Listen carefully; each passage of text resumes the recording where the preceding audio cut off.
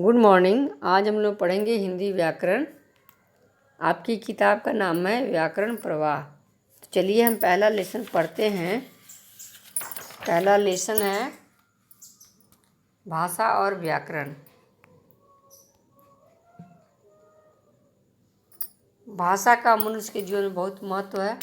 हम भाषा के जरिए ही अपने विचारों को बोलकर और सुनकर एक दूसरे से आदान प्रदान करते हैं। भाषा के बिना यह सब संभव नहीं है। इस प्रकार भाषा की परिभाषा हम ऐसे कर सकते हैं कि वह माध्यम जिसके द्वारा हम लिखकर, बोलकर, सुनकर या पढ़कर अपने भावों तथा विचारों का आदान प्रदान करते हैं, उसे भाषा कहते हैं।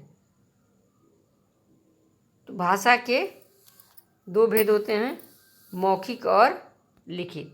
मौखिक भाषा में हम बोलकर और सुनकर अपने विचारों का आदान प्रदान करते हैं, और लिखित भाषा में लिखकर और पढ़कर हम अपने विचारों का आदान प्रदान करते हैं।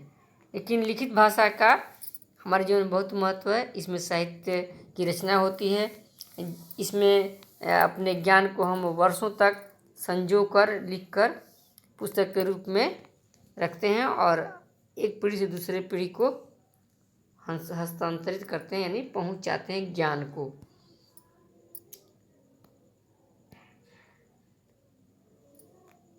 इसके अलावा हम बोलते हैं। बोली सीमित क्षेत्र में बोली जाने वाली भाषा को बोली कहते हैं।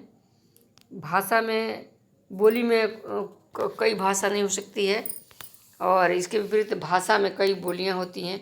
बोली का क्षेत्र सीमित होता है, यानी कम जगह में बोली जाती है। दूसरी जगह पर जाने पर, थोड़ी देर पर दूर जाने पर ही बोली जो है वो बदल जाती है, यह शुद्ध नहीं होती है। इसमें कोई साहित्य की रचना भी नहीं होती, इसीलिए लिखित भाषा का ज़्यादा महत्व है, बोली का नहीं। इसकी परिभाषा हम ऐसे कर सकते हैं कि भाषा का वह अल्प विकसित रूप, यानी थोड़ा आगे बढ़ा हुआ, तरक्की किया हुआ रूप होगा जिसका प्रयोग स्थानीय स्तर पर किया जाता है, बोली कहलाता है। इसके अलावा एक होता है मातृभाषा। बच्चा जो अपने परिवार में और अपनी माँ से सबसे पहले जो भाषा सीखता है उसे कहते हैं मातृभाषा।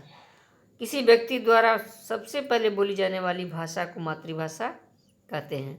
अब आगे आ जाते हैं हम राष्ट्रभाषा और राजभाषा पर।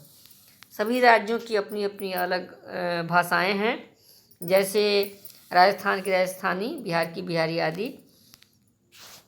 लेकिन हिंदी भाषा जो है वो लगभग सभी राज्यों में बोली और समझी जाती है। इसलिए इसे 14 सितंबर 1949 को भारतीय संविधान में राजभाषा घोषित किया गया हिंदी को, और यही हमारी राष्ट्रभाषा भी है, यानी राजभाषा और राष्ट्रभाषा दोनों हमारी हिंदी है। ध्वनि चिन्हों को व्यक्त करने के लिए जो चिन्ह बनाए गए हैं उन्हें ही हम कहते हैं लिपि। इन ध्वनि चिन्हों को लिपि कहते हैं, यानी आवाज़ को जो चिन्हित करने के लिए जो निशान बनाए गए उन्हें हम कहते हैं लिपि। अलग अलग भाषाओं की अलग अलग लिपियाँ होती हैं। हिंदी की भी अलग लिपि है जिसका नाम है देवनागरी। ये मौखिक भाषा को लिखित भाषा के रूप में लिखने के लिए बने व्यवस्थित ध्वनि चिन्हों को लिपि कहते हैं। इसे सीमित शब्दों में भी कह सकते हैं। ध्वनि चिन्हों को हम लिपि कहते हैं। अलग अलग भाषाओं की अलग अलग लिपियां हैं, जैसे पंजाबी की गुरमुखी, हिंदी की देवनागरी, अंग्रेजी की रोमन आदि। अब आता है व्याकरण किसे कहते हैं। जिस शास्त्र के द्वारा हम किसी भाषा को शुद्ध शुद्ध बोलना, लिखना, पढ़ना सीखते हैं उसे कहते हैं हम व्याकरण। व्याकरण के 3 भेद होते हैं, मुख्य 3 भेद होते हैं, वर्ण विचार, शब्द विचार और ये है वाक्य विचार।